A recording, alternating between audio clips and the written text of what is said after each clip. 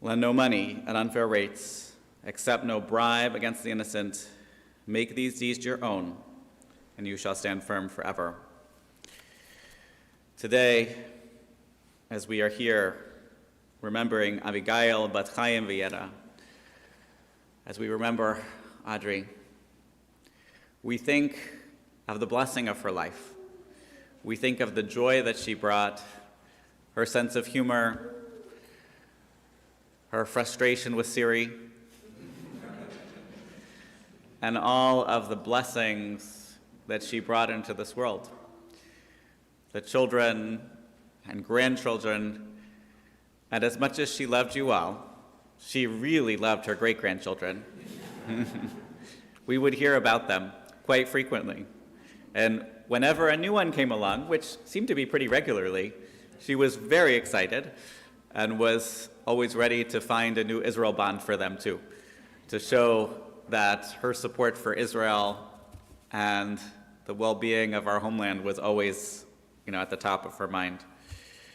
She was sassy. She was funny. She was someone very special, and all who knew her, all who know her, know that. Mourning is the price we pay for having the courage to love others. Even in grief, we know that the wonder of human life is too complex and too magnificent to be memorialized in endless pain. The gifts of spirit that our loved ones gave us cannot be measured or weighed, nor can they be lost or even tarnished by time, even in our darkest hours. We know that some of the light and their warmth will always be with us, bringing comfort and courage, and in the fullness of time, healing and peace. So all three of her children had words they wanted to share. So who would like to go first? Laura? Okay. Do you want the staff? Oh, wait, no, that makes me really tall. Mom would have needed the step, but if you're here, you know what a character Mom was, and I want to share some anecdotes about her. And I hope I get through this. Jeff said he was going to time me and see how far I got. I feel as though I lost my North Star. Mom helped me how to figure out how to navigate life. She taught me to be practical, to never lose my sense of humor, no matter the circumstances. And she had a lot of funny sayings. She would say, "Rich or poor, it's good to have money." She also stereotypically said, "Put on a sweater because I'm cold." If she did something wrong, she would say, "I love you, but I am not happy with you right now." Especially when I was younger, she called me her favorite daughter. And when I would remind her that I was her only daughter, she'd say, "Well, you're still my favorite." She also told my husband that he was her favorite son-in-law. She taught me to take care of those I love, and she set a great example. Without any hesitation or complaint, she took care of Dad when they were robbed of what should have been their carefree retirement years. It was a long time, I don't know how long, but she never hesitated and took care of his every need. She would also take care of other people. She would encourage us to bring home what she called strays. Those are people who had nowhere to go for the Jewish holidays. And I don't mean the service at the temple, no disrespect, Rabbi. I mean the celebratory meals. Our strays came from Admiral Farragut, which was almost right across the street from us, USF, Eckerd. She wanted them to have the joy of the holiday and plus Jewish mother feeding thing, even if she had never met them. When I was going through the stuff in her apartment, in her kitchen, I found her ladle. And as far as ladles go, it's not particularly remarkable. And anyone who knows me knows I need no more kitchen tchotchkes. I picked it up and I held it, and I thought about the thousands and thousands of matzah balls she made, served, shared, and divvied out to everybody at the table, whether they were family or strays or anyone in between. Mom was a no-nonsense parent, and as a teenager especially, I was not going to outsmart her because everything I'd try, she'd already seen. Thank you, Brett and Jeff. When we would come home from college, her rule was if we went out at night, no matter what time we came back, we had to go in her room, wake her up, and let her know we were home. That way, she said she could sleep the rest of the night. As the rabbi mentioned, Mom was funny, really funny, hilarious even, but she could not tell a joke to save her life. She said she could, I asked her why she never told jokes. She said, I can't remember them. But she would say some really funny things with a straight face just to catch people off guard and crack them up. For example, about a month ago-ish, she went to a rehabilitation hospital and she was not pleased. She wanted to be home. The second day she was there, one of the hospitality team came in and said, okay, Miss Audrey, how you doing? How's your stay going? How's the staff treating you? And my mom looked at her, just dead on, serious face, and said, terrible. And the lady was just mortified. And she said, please tell me what happened. I can't fix it if I don't know what happened. She looked at her again straight on and said, they beat me. I made eye contact with my mother and said, Mom. She just looked at me and went. As a new mom, when Rye was a baby, I called Mom seeking some advice. I said, I think Rye is teething, and I was hoping that with a little family history, I'd help, maybe that would shed some light on when my child would start teething. So I said, what age did I start teething?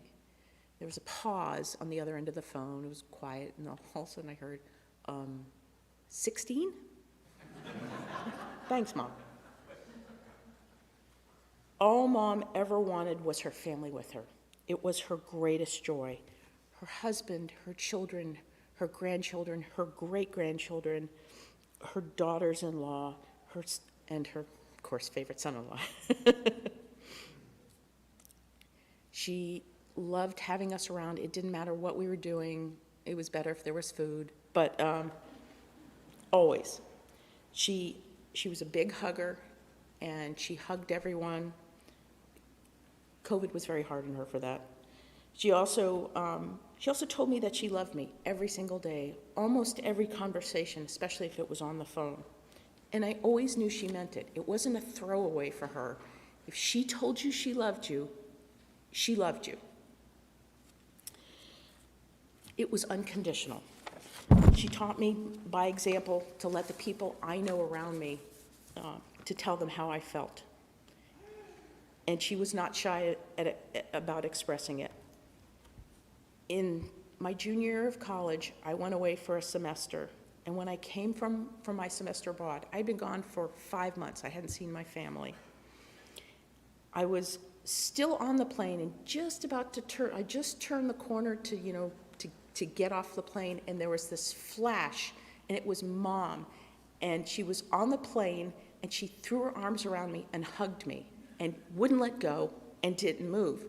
And the people behind me were not amused because, of course, they could not get past me. And the gate agent was not amused because apparently she had some security protocol breach. They glared at her, and she just smiled and said, I missed my baby, which was very sweet. In July of 2020, my husband Jeff and I drove down to Florida with our travel trailer in tow. We were concerned that Mom was isolated in her apartment and the high rate of COVID in Florida, so we brought her back to rural New Hampshire. And the silver lining in all the awfulness of COVID was that I got 9 months of Mom that I wouldn't have otherwise had. It was a difficult time for everyone. Mom had had a stroke. She was weaker physically, and she had some lingering issues with language. And it was exhausting. Because it was COVID, I couldn't have any help come in.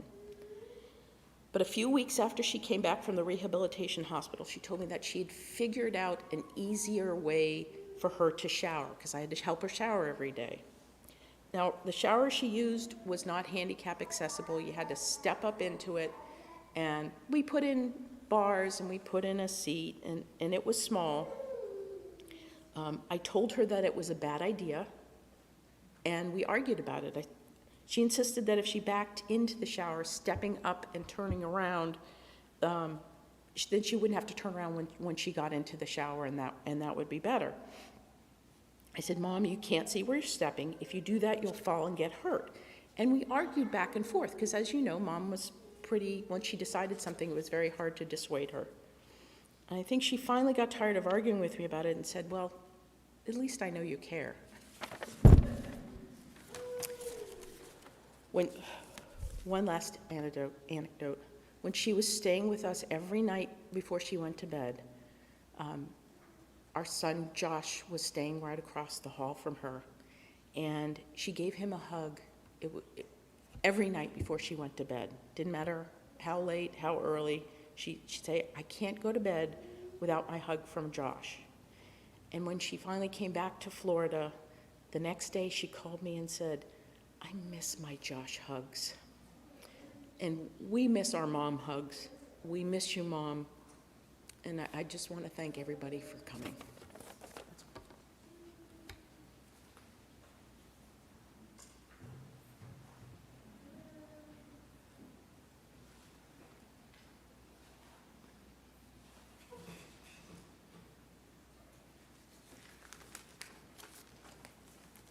Just kick it over. Yeah, I was gonna.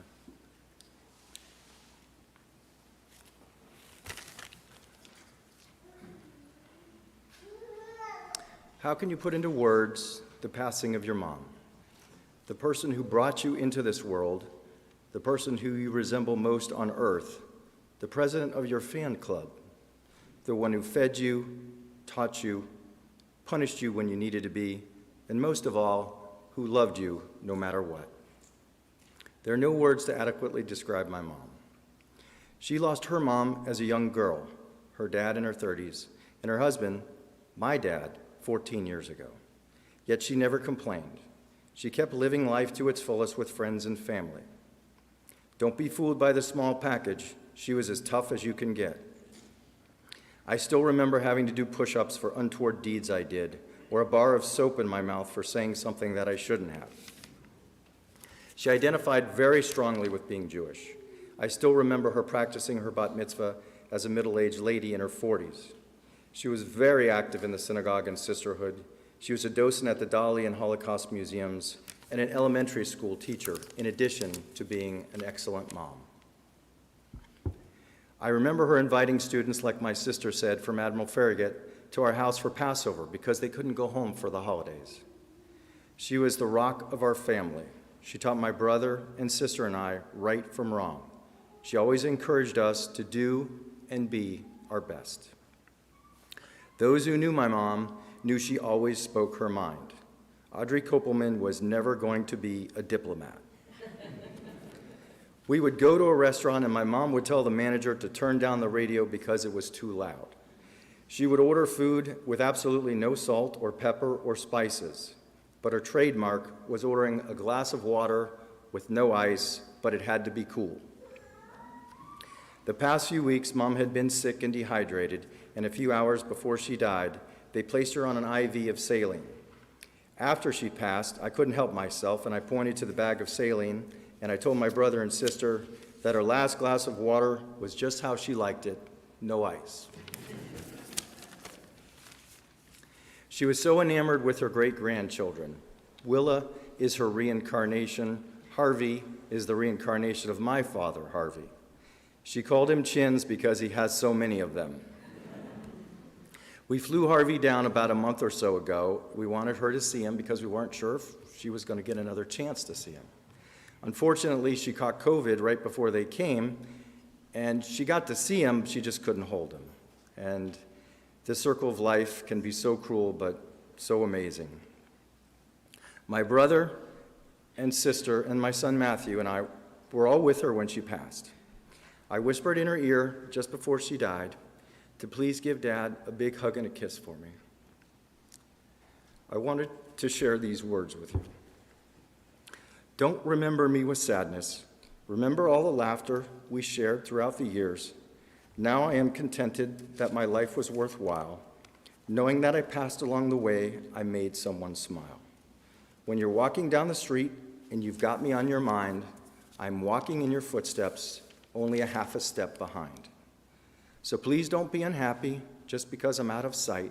Remember that I'm with you morning, noon, and night. And I just wanted to thank everybody for being a part of her amazing life. Thank you.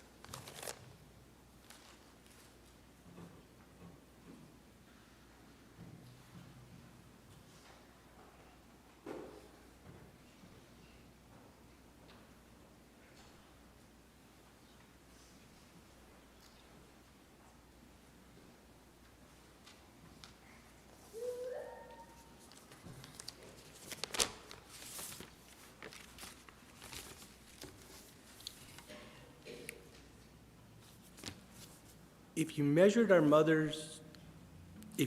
our mother by any means, it was a resounding success, starting with marrying our father, Harvey, the love of her life, followed by the birth of her 3 children, Brett, Jeff, and Laura.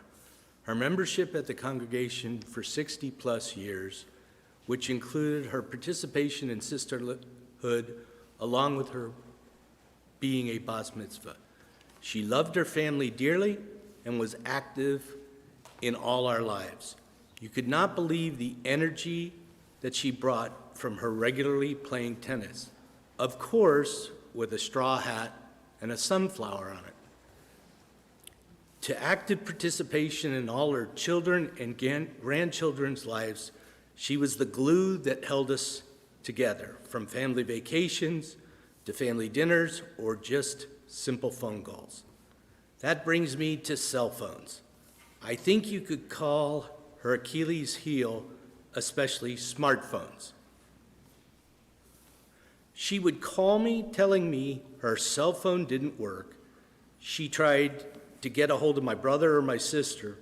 Would I please call them and have them call her, only to call me from her cell phone?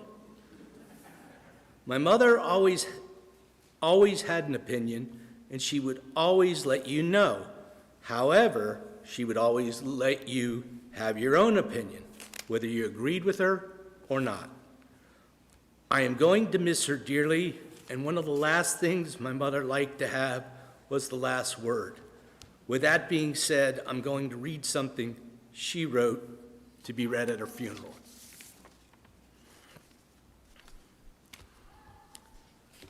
To be read at my funeral. Funeral instructions. Services to be held at Congregation Bnai Israel. I was the past president of Sisterhood. I am grateful for a wonderful life, filled with love and wonderful family. Thanks for my parents and my sister. Thanks for the most loving and thoughtful husband, Harvey, someone who was always by my side, someone I could always count on. Harvey, you are special.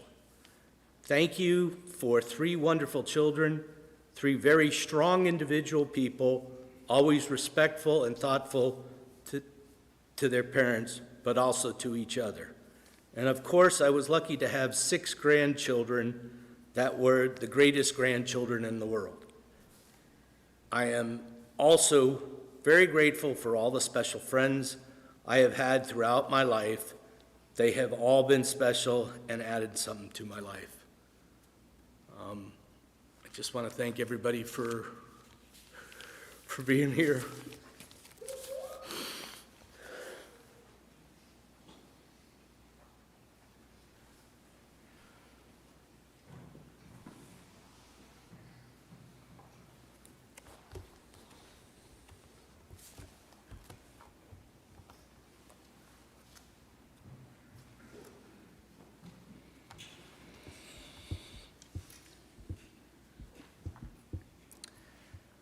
Birth is a beginning, and death a destination, and life is a journey.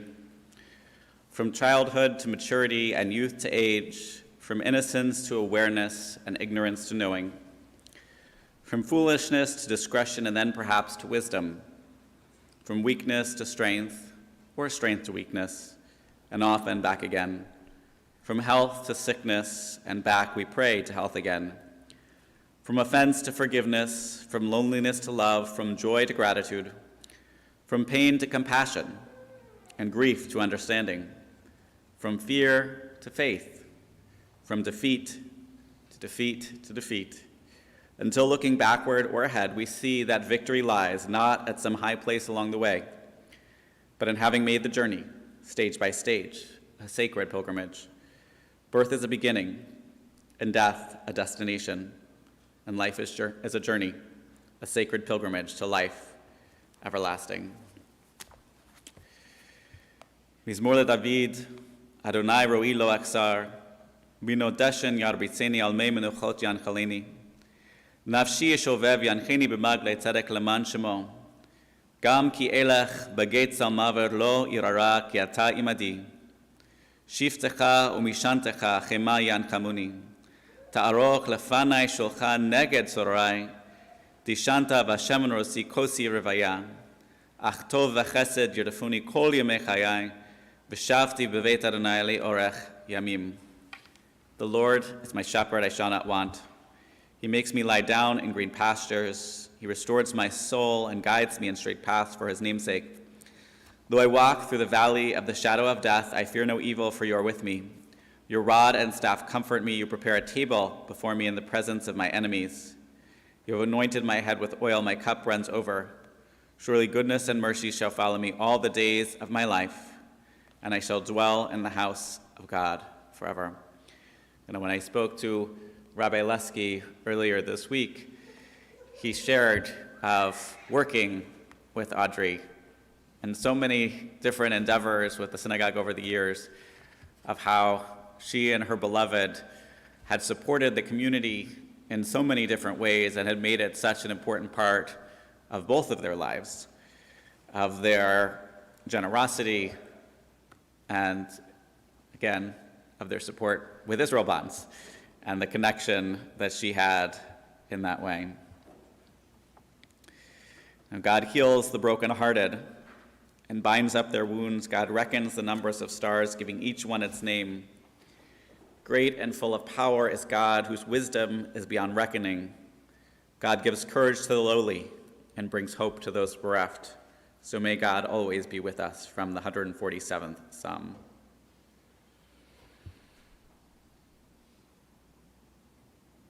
Abigail Bat Chaim V'Yada passed away on Shabbat. And our tradition teaches that someone who passes away on Shabbat is a great and holy soul. With Rabbi Lesky and Anita Helfand and others, she was part of the Magnificent Seven Bat Mitzvah class. And even after the loss of her beloved husband, she was vibrant and full of life in our community. These last few months have been very challenging as she's been in and out of the hospital. But one of the times that I saw her in her own home, she was still the consummate hostess. She was small and frail, but she was trying to, she would not accept that I was fine. She wanted to get me something. So I consented to a drink. But, I was like, I can get it, just tell me where it is. No, you sit down, I got it. She was a pistol. She was sassy, and, when she was realizing that assisted living was in her future, she said, "Over my dead body," and she meant it. She was a powerful woman. She'd catch people by surprise, as Laura shared earlier, saying things with a straight face, and in later life without a filter. She went with Laura to some of her civic organization meetings in New Hampshire, and by the end of the meeting, they asked, when is she coming back? She was her kids' biggest supporter. And even if she thought what they were doing wasn't the best choice, she was still there for them. And when Laura ran for office the second time, Audrey supported her but said, "Why are you doing that?" She was there with Harvey for every baseball game and soccer game and football game and swim meet, and it didn't matter where in the Tampa Bay area, how early or how late, they were there. And not only for you three, but for the next generation too. She was present in her grandchildren's lives. In these later months when she was sometimes having more challenges, she still kept her wits about her. And even once in a while when the words didn't want to come, she worked her way around it and communicated clearly. She was a connector, a glue for the family, bringing the generations together. She enjoyed being with them. She enjoyed those sounds, the laughter, and the love. When David and Michael were young, she wanted to take everybody, on trips, and she brought them to Laura, who was in Colorado at the time, and she wanted them to see snow. And as it was her way, the weather cooperated just right, so that it snowed when they got there, and the next morning there was no wind, there was no rain, there was just a beautiful sunny day to play in the snow and to save that memory with a perfect picture for generations to come. She, with Harvey, had, their vacations when the kids were younger were often to medical conferences, but they would make sure that along the way there were joyful activities, whether it was, the Garden of the Gods in Colorado and the rock formations there, or anything else along the way. For her, she was a supporter of the community. She was quite generous, and Harvey was too, with CBI, with Gulf Coast, with CASA. And, in later years, more recently, when it was a little harder for her to maintain her checkbook and the kids helped out, she said, "You have to make sure that you continue to support the Jewish organizations, to make sure that the legacy that she had created was continued." She and Harvey were a team. He was the love of her life, and she was the love of his. Their parents had played bridge together in Newark, New Jersey, and they set them up on a blind date. She was just 18 years old. And after they got married, they worked in the Catskills, but at the time in the Catskills, you couldn't work if you were married. You had to be busy flirting with the customers. So they had to pretend they weren't married so they could work for the summer. But they made it work. And when she came down here, they had a little bouncing back and forth. But when they made their home here, she started to teach again. The only problem was she got pregnant.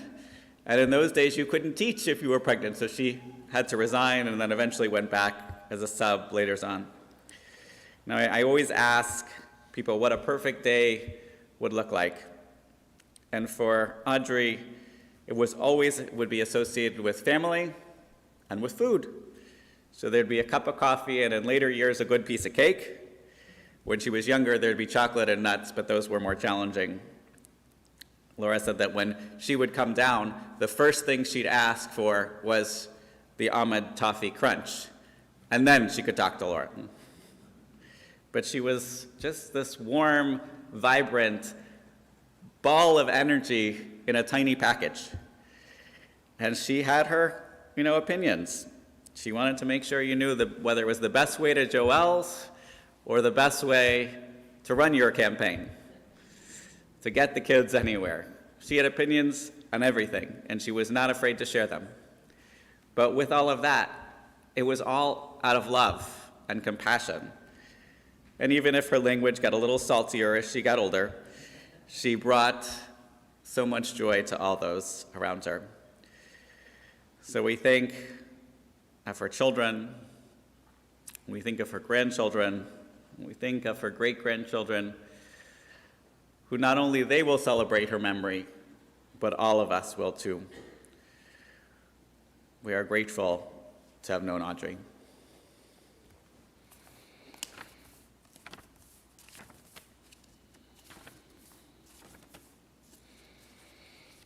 There's a midrash in Bereshit Rabbah that looks at Genesis.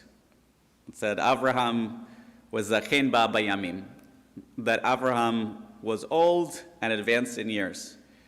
And Rabbi Acha said, what does this mean? Why the repetition? Because whenever the Torah repeats something, there's a reason for it. So he said, Yesh lecha adam shuchu bezikna ve'eno beyamim. There are people that have the dignity of old age without length of years. And others have the length of years without the dignity of old age. But in the case of Avraham, the dignity of age coincided with long life. Now, Audrey was blessed to have a good life, to be able to have a relationship with her husband for so many years and to care for him when he had challenges. To find a partnership like that is not so easy, and to hold that love all the days of her life. And she had dignity to the last moment, even ensuring that that last glass of water was exactly the way she liked it. Now, Abraham Joshua Heschel said that there are 3 ways to mourn. The first is to cry, the second is to grow silent, and the third is to transform sorrow into song. And if there is anyone that would turn sorrow into song, it'd be Audrey. I'm going to ask you to rise for El Malei Rachamim.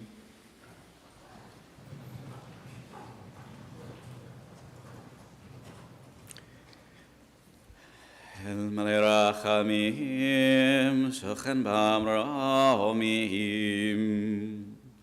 Am Semnucha Nechona, Tachat Kanfei Hashkina. B'malot Kedoshim Otehorim, Zruchia Mazirim. את נשמת אביגיל בת חיים ויתם, שוחה לעולם בגן אין תמנוחתם. אנא בעל הרחמים, אסתירך בסתר כנפיך לעולמים, וצרור בצרור חיים, את נשמתנה ונחלתה, ותנוח בשלום על משכבה ונאמר, אמן. Exalted, compassionate God, grant infinite rest in your sheltering presence among the holy and the pure to the soul of Audrey, who has gone to her eternal home. Merciful One, we ask that our loved one find perfect peace in your eternal embrace. May her soul be bound up in the bond of life. May she rest in peace, and we say Amen. May the Holy One of blessing, from whom all things come and to whom all things return, give us light and peace on this day of grief and mourning. And may our service of memory for Audrey bring comfort and strength.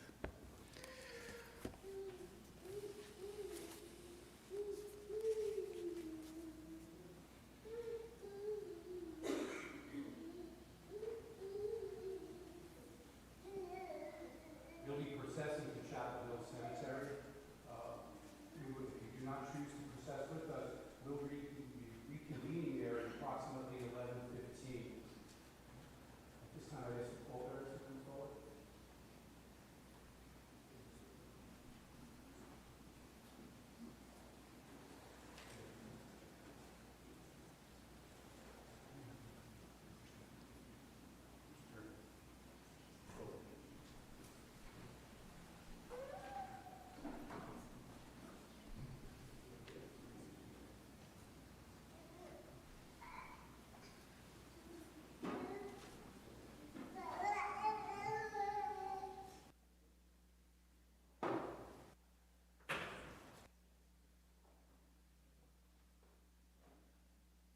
We thank you for honoring her memory, and we'll continue at the cemetery.